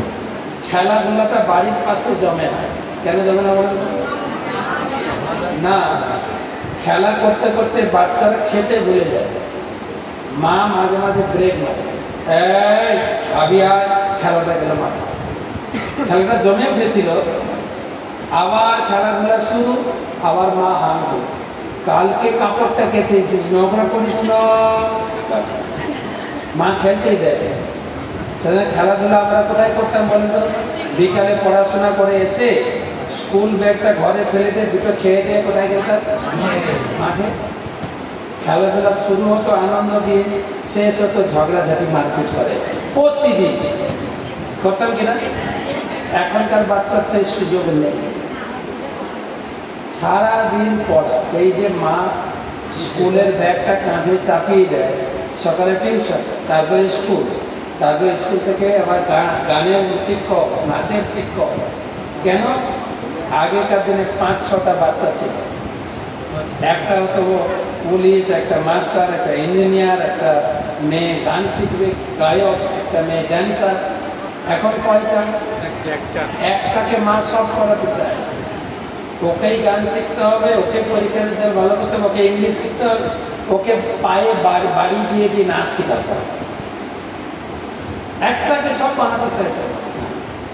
আর ও সারাদিন বুক ব্যাগটা টানতে টানতে রাত্রে সিট যাওয়া পাকা হয়। ও বাচ্চাদের সুখ নেই, আগে ছিল। তো কৃষ্ণ মাঠে যেতেন খেলতে, মাঠে খেলাধুলা করতেন। খেলাধুলা সকালবেলা ঘুম থেকে উঠে মা তাকে সাজিয়ে দিতেন, কাপড় পরাতেন, পাগড়ি বেঁধে দিতেন, খাবার রান্না করে পুটলো দিয়ে গলায় ঝুলিয়ে দিতেন। টিফিন বক্স ছিল না, পুটলি ঝুলিয়ে চলে যেতেন। মাঠে যেতেন খেলতে, গাইটা ছেড়ে দিতেন। মেন ছিল খেলাধুলা করতে করতে খাওয়ার কথা বলে, বাড়ি থেকে যে খাবার নিয়েছেন খাওয়ার কথা বলেই তো ঘরে থাকলে না আমি মা ডেকে খাওয়াবো। আর তখন তো ঘড়ি ছিল না, ঘড়ি তো কয়েকদিন আগে গ্যালিলিও আবিষ্কার করে। কে খাওয়াবে বাচ্চাকে? একটু আগে বলেছে, বাচ্চাকে মা যতটা ভালোবাসে আরেকজন ভালোবাসে কে? মামা। মামা ভালোবাসে। মামাকে কৃষ্ণের মামা কংস, তার দায়িত্ব। সে তো শত্রু, দায়িত্ব কোথায়? সে একটা অসুর পাঠাবে। সকালে অসুর বধ করার পরে সবার মনে হবে খিদে লেগেছে, সবাই বসে। খাবারের পুটলি গাছে টাঙানো আছে। কোন গাছে জানেন? গাছের নামও আছে বাংলা, অক্ষয় বট। বৃন্দাবনের 16টা বট গাছ খুব বিখ্যাত। একটা শুনবেন বংশী বট, যেখানে ভগবান বাঁশি বাজিয়ে গোপীদেরকে ডেকেছিলেন। ভগবান অনেকগুলো বাঁশি বাজিয়ে, এক একটা বাঁশির এক একটা কাজ ভাগবতের করছে। কোন বাঁশি দিয়ে তিনি গোপীদের ডাকলেন, কোন বাঁশি দিয়ে ঘুম থেকে উঠে বন্ধুদের ডাকলেন, উঠো গরু চড়াতে যাবো, উঠো। কোন বাঁশি দিয়ে গাইদের ডাকতেন, যে সন্ধ্যা হয়ে গেছে চলো ফিরে যাও, বাঁশি বাজাও। যেই যাকে ডাকতেন সে শুনতেন, অন্য কেউ শুনতে পারে। এটা বিশ্বাস করে? বিশ্বাস করে? যেই বাঁশির আওয়াজ সে শুনতে পাবে, অন্য কেউ শুনতে পাবে না। আমি একটা আপনাদের মতো উদাহরণ দিয়ে দিই। এখানে অনেক লোক আছেন, মায়ের একদিকে বসেছেন, প্রভুর একদিকে বসেছেন, ঠিক আছে? তো যখন উঠে দাঁড়াবেন, নিজের স্বামীকে খুঁজবেন, স্বামীটা স্ত্রীকে খুঁজবে। কি দিয়ে ডাকতে বলেন তো? স্বামী স্ত্রীকে একে অপরকে কি দিয়ে ডাকবে? হ্যাঁ গো, কি গো, কোথায় গেলে গো, বলো না? যদি স্বামী স্ত্রীকে নিয়ে আনা খেতে পারে, কি গো কোথায় গেলে? বা স্ত্রী যদি স্বামীকে কই গো এদিকে আসো, প্রসাদ খেতে যাবো। যার স্বামীর আওয়াজ, যার স্ত্রী যার, সে শুনতে পারে, অন্য কেউ শুনতে পারে। আরে হ্যাঁ কি না বলো? আপনারা বিয়ে করেছেন, আমি থোড়ি বিয়ে করেছি, ঠিক কিনা বলে? মানে যে মোবাইলের টাওয়ার সেইটাই ধরবে, ঠিক না? বিএসএনএল টাওয়ার, বিএসএনএল ধরবে। তাই যেরকম বাঁশি বাজাতেন, তো খেলাধুলা করতেন, তারপরে অসুর বধ করে বসে খাওয়া দাওয়া করতেন। খাওয়া দাওয়া করার সময় কানাই মাঝখানে বসতেন। আপনার মায়াপুরে কেউ গেছেন? সুলভ ভোজনালয়ের ছবি আছে, দেখবেন কানাই মাঝখানে বসে আছে, তার বন্ধুরা চার পাশে বসে আছে গোল হয়ে। সবগুলো অবশ্য বয়ফ্রেন্ড, গার্লফ্রেন্ড ছিল না। মাঠে দেখো বয়ফ্রেন্ডদের সব বসে আছে, নিজের নিজের পুটলি খুলে খাচ্ছে, নিজের নিজের পুটলি। কেউ নিয়েছে দই ভাত, কেউ নিয়ে এসছে গোল, কেউ নিয়ে এসে লাড্ডু। তো আপন আপন ফুটিলে তুলে খাচ্ছেন, টেস্ট মুখ থেকে বের করে, কানাই দেখো না আমার মা কত সুন্দর লাড্ডু বানিয়েছে, একটু খাও। কানাই সেটা নিয়ে খাচ্ছে, সবারটা নিয়ে খাচ্ছে। কানাই বা তার বন্ধুদের মা আমাদের মায়ের মতো স্বার্থপর ছিল না। আমাদের মা আমাদের বাচ্চাদের কি শিখিয়েছি, তোর টিফিন কাউকে দিবি না, কারোরটা তুই, শিখিয়েছি কিনা? তাদের মা শেখায়, তাদের মা শেখায়, তারা শেয়ার করে যাচ্ছে, শেয়ার করে, সবাই শেয়ার করছে। একটা বন্ধু শেয়ার করছে, তার নাম হচ্ছে মধুমগ, দেখতে খুব পাতলা। আর আপনারা জানেন পাতলা লোকের বেশি খায়, কেউ পাতলা লোকটাকে ক্ষমা করে, বাংলায় বলে সরু পেটে গরু ধরে। ও বাড়ি থেকে নিয়ে এসছে ঘোল, পুরো ঘটিটা মুখে ঢেলেছে, মুখ হয়ে গেছে ভর্তি, এতটা ভর্তি হয়ে গেছে, মুখ বেশি ভরে গেলে যখন আপনি ঝোঁক দিতে যাবেন মধ্যে কিছু বেরিয়ে যাবে, ও ওইটুকু ছাড়তে চাইছে না, সেই জন্য না পারছে গিলতে, না পারছে ফেলতে। তো ভগবানের পিছনে গিয়ে পুরো ফল মাথায় মুখে ঢেলে চুড়ে বসে আছে, সবাই দেখি ভগবানের সখা হয়েছে সবাই। মধুমামা কিরকম বসে আছে,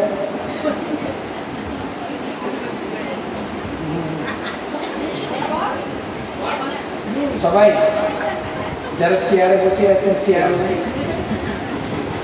আমরা এখানে 3 ধরনের লোক আছে, যারা চেয়ারে বসে আছেন দুদিকে আপনারা চেয়ারম্যান, যারা মাটিতে বসে জমিতে আপনারা জমিদার, আমি চৌকিতে বসে আছি চৌকিদার।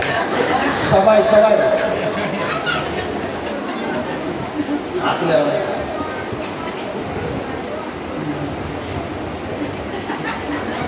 ভগবান খুঁজতেন যে সবাই আমাকে খাওয়ালো, মধুমগ খাওয়াইনি তো কোথায় গেল, কোথায় গেল ভগবান জানেন কিনা? পিছনে কিরকম বসে আছে দেখা, ভগবান হচ্ছে আচ্ছা। তো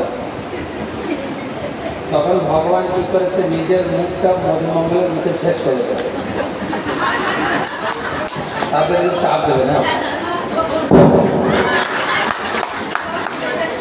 সব মুখের ফল কোথায়, কৃষ্ণের মুখে, আর কৃষ্ণের মুখ ওটা ছড়িয়ে গেছে।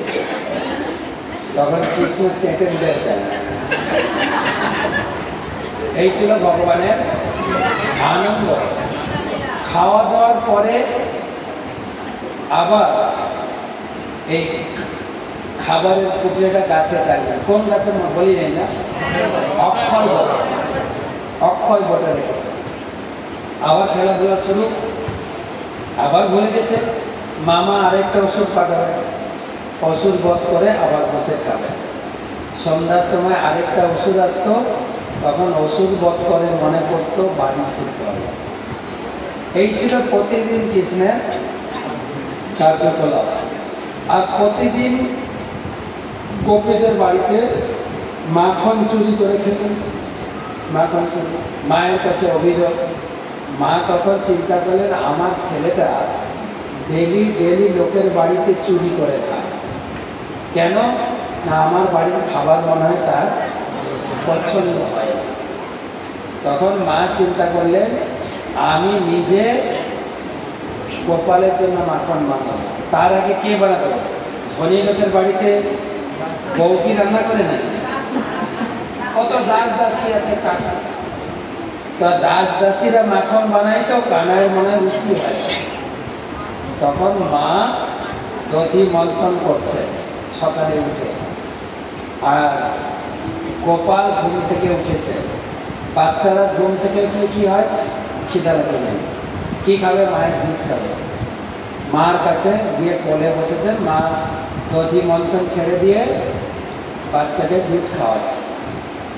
আর হঠাৎ পাশের ওভেনে দুধ গরম হচ্ছে, দুধ উথলে পড়ছে।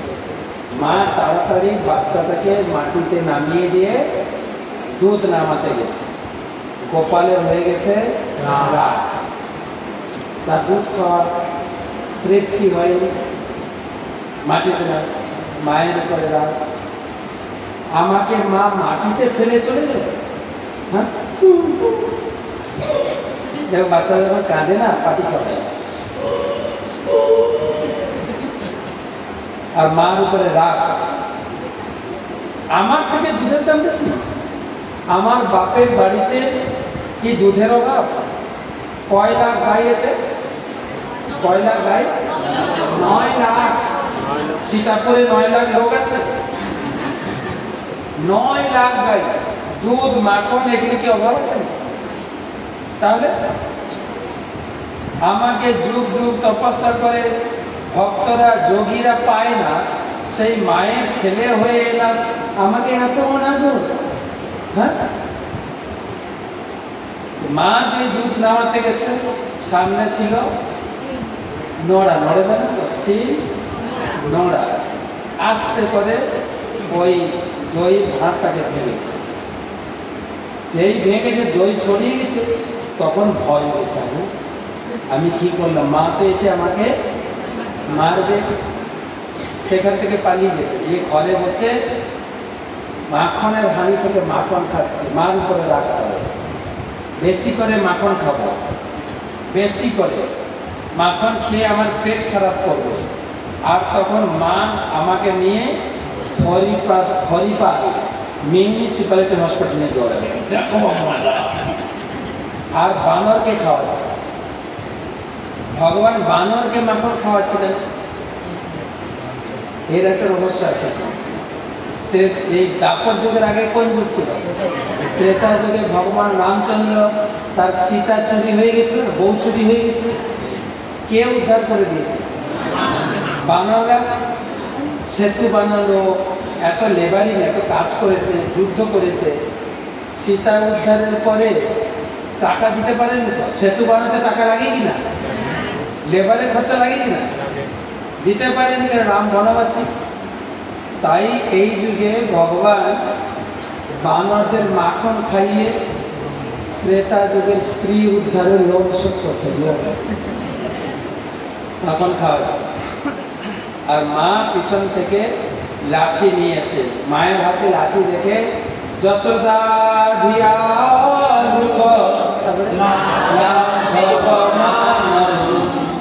উপর থেকে লাভ দিয়ে গোপাল। আর মা কি করলেন?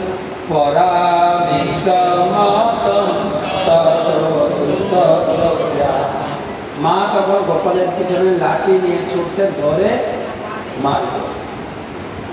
মা ধরে ফেলেছেন, মা ধরে ফেলেছেন, বাম হাতে ধরেছেন, ডান হাতে লাঠি।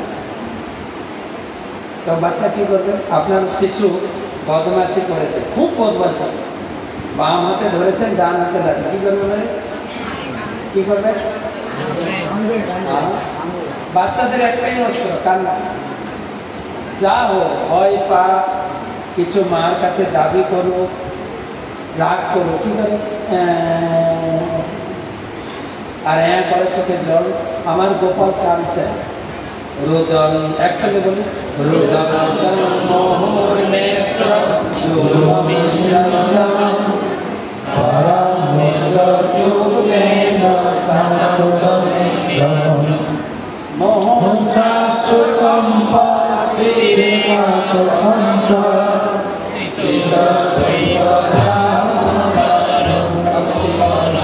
গোপাল কাঁদছে, খুব কাঁদছে।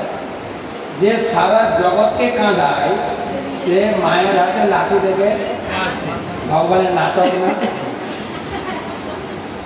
আবার বাচ্চারা 3 ভাবে কাঁদে, দেখবেন।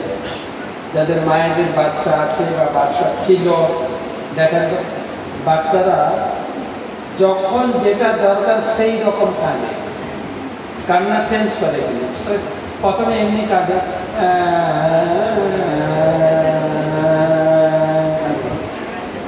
যদি দিয়ে দেন যা চাইছে কান্না মরছে। অনেক সময় মারা যায় এমনি কাঁদছে, মা শুনছেন আমি এইরকম কাঁদছি, তাহলে রিড চেঞ্জ করবে। পরের লাইনে কি আছে? 2 নম্বর লাইনে कराम भोज तখন দুই হাত দিয়ে চোখ রগড়ে রগড়ে কাঁদবে। আবার মা থাকলে চোখ রগড়ে রগড়ে কাঁদবে, মা যদি দূরে চলে যায় কান্না বন্ধ।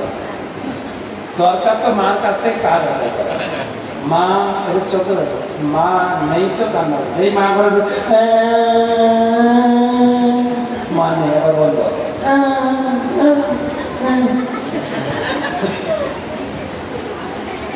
গোপালে তো নাটক করেছে বাচ্চারা যেরকম করে, তার সত্ত্বেও মা অনেক সময় একটা রেগে যায়, যত কাঁদবি কাঁদ, তোর কত জল আছে সব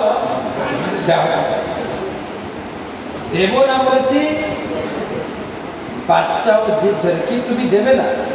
বাচ্চাও জিদ ধরে, কান্না লিড চেঞ্জ হবে। 3 নম্বর লাইনে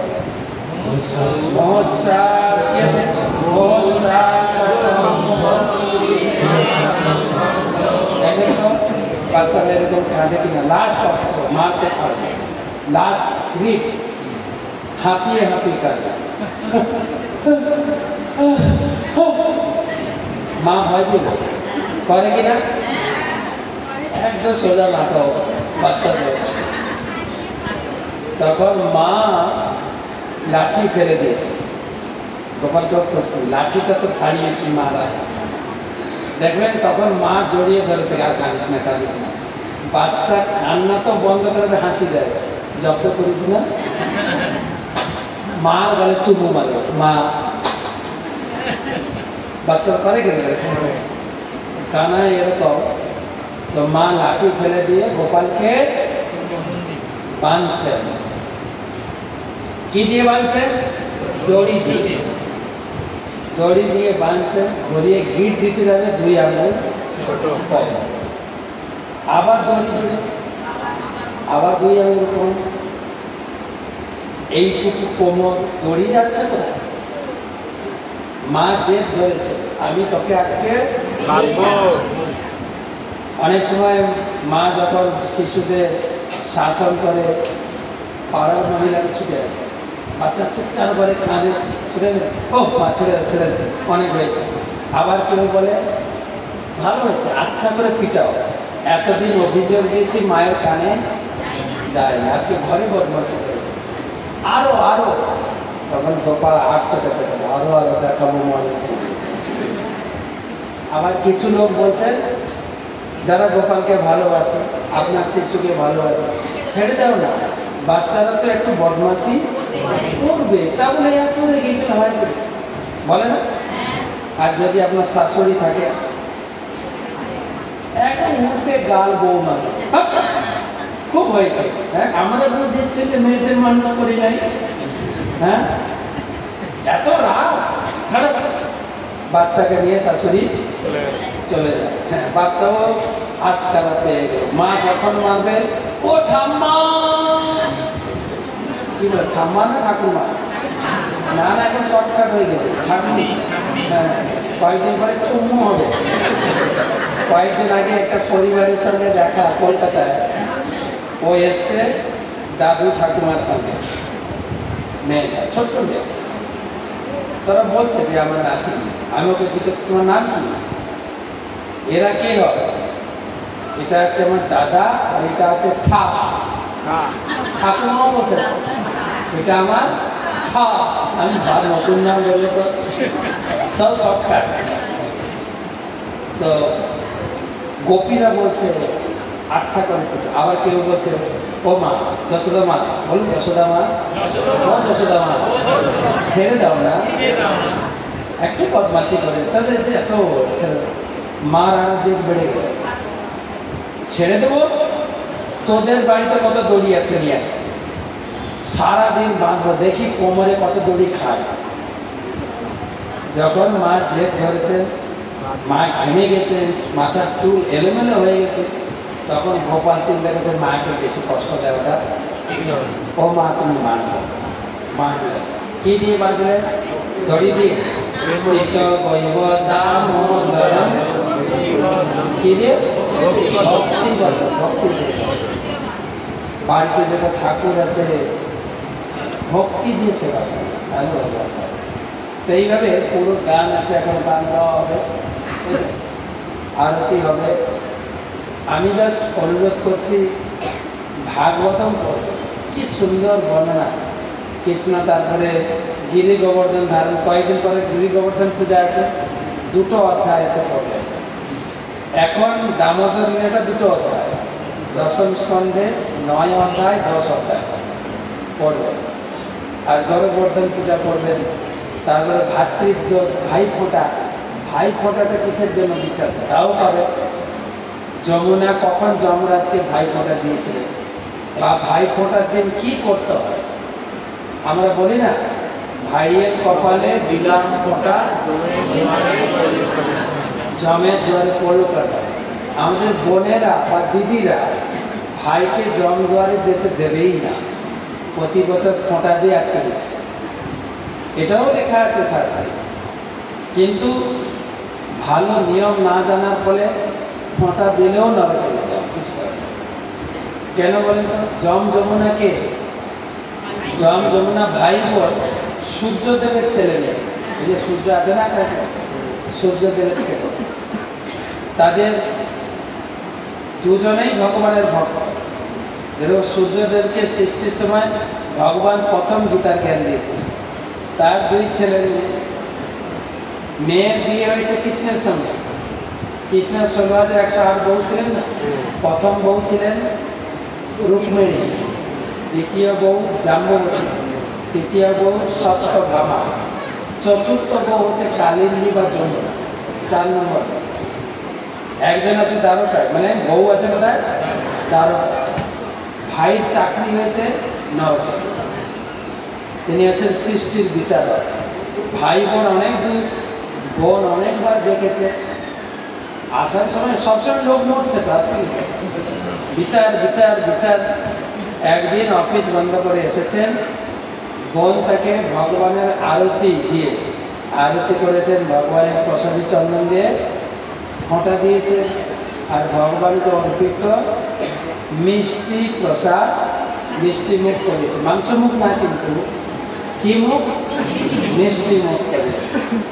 তখন যমরাজ ঘোষণা করলেন, আজকে আমাদের ভাই বোনের যে এই মিলন তিথি, আজকের তিথিতে ভাই বোন যদি ভগবানের পুজো করে, তোমার জলে স্নান করে, মানে গঙ্গা যমুনা বা আপনাদের দামোদর আছে, স্নান করবে, দিয়ে ভগবানের পুজো করবে, ভগবানের প্রসাদী দিয়ে ভাইকে বলবে,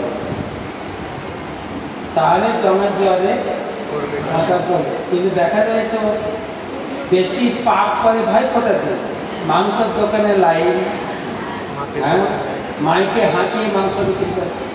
তো আমি বলি, ভাই বোন তো কাঁটা চিবিয়ে খেয়ে ফেলছে, জমের দুয়ারে কাঁটা পড়ছে না। ভাইকে জমের দুয়ারে যাওয়ার জন্য রাস্তা করে দিচ্ছে, কাঁটাকে থাকতে দাও।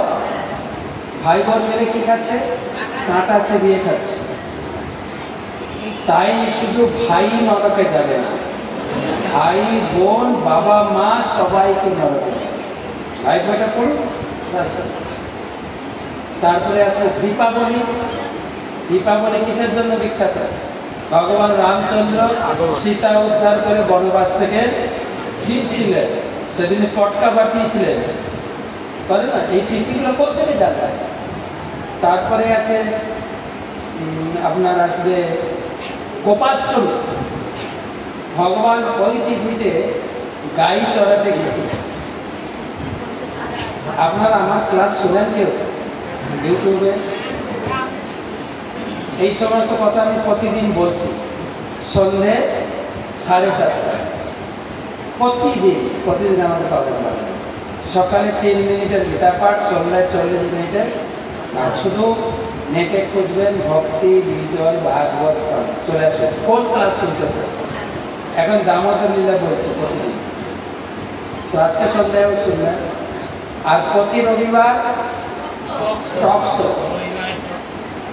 এই লাস্ট কটা রবিবার বলছি, ব্রাহ্মণকে প্রশ্ন করেছি, আচ্ছা বলুন তো ঠাকুর মশাই, 2জন ব্রাহ্মণ আমার পাশে বসে আছে, ঠাকুর মশাই আপনারা মন্ত্র পড়ে ছেলে মেয়ের বিয়ে দেন, মন্ত্র পড়ে হাতটাকে ভালো করে বন্ধন করে, তারপরে মেয়েরা আবার ছেলেকে 7 পাকে বাঁধে। তার সত্ত্বেও এই বন্ধনগুলো খুলে যাচ্ছে কেন, ডিভোর্স হচ্ছে কেন? আপনারা কি কম মন্ত্র পড়ে? মানে যেগুলো বেশি মন্ত্র পড়ছে সেই বিবাহগুলো টিকছে, যেগুলো বেশি দক্ষিণা দেন না কম মন্ত্র পড়ে না। জবাব আপনাদের দিতে হবে। তারা বলছে কেন ডিভোর্স হয়। 3টা এপিসোড আছে মনে হয় বিবাহের উপরে, শুনুন। কালকে টকশো আছে, কালকে অবশ্য অন্য টকশো আছে। কালকে আছে গোপাষ্টমী। গোপাষ্টমীর তিথিটা কি, বৃন্দাবনে কি লীলা হয়েছিল, আর ওই তিথিতে রাধারানীর চরণ দর্শন হয়। সারা বছর রাধারানীর চরণ দর্শন করে, দুর্লভ দর্শন, কালকের দিন দর্শন পাবেন। আর এই লীলা কালকে আমরা আলোচনা করব টকশো। একজন অভিজ্ঞ ব্যক্তিত্ব তিনি আসবেন, পরম পূজ্য শ্রী শ্রীমৎ গৌরাঙ্গ স্বামী মহারাজ।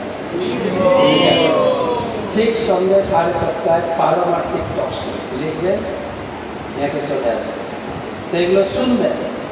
তারপরে একাদশ স্কন্ধ, দ্বাদশ স্কন্ধ, ভাগবতম, পুরো ভাগবতম প্যাকেজ যাদের বাড়িতে আছে তারা পড়বেন, যাদের নেই সংগ্রহ করবেন কার্তিক মাসে। ভাগবতম জীবনের একটা অমূল্য সম্পদ, একবার বাড়িতে রাখবেন, মাঝে মাঝে পড়বেন আর মজার মজার আনন্দ পাবেন। তা আমাদের প্রভুরা এসছেন, ভাগবত নিয়ে যদি লাগে তারা নিয়ে যাবেন ভাগবত। তো আমাদের আরেকটা প্রোগ্রাম আছে, যেতে হবে। এরপরে কি কার্যকলাপ আছে ভবামিত প্রভু ভালো লাগছে, ইচ্ছা করছিল সারাদিন বলি, কত শুনলেন বলতেই থাকে। তো কিন্তু সময় কারোর জন্য অপেক্ষা করে না। আপনাদের অসুবিধা নেই, আমাদের অসুবিধা নেই, কিন্তু অসুবিধাটা একটাই। কি অসুবিধা নেই?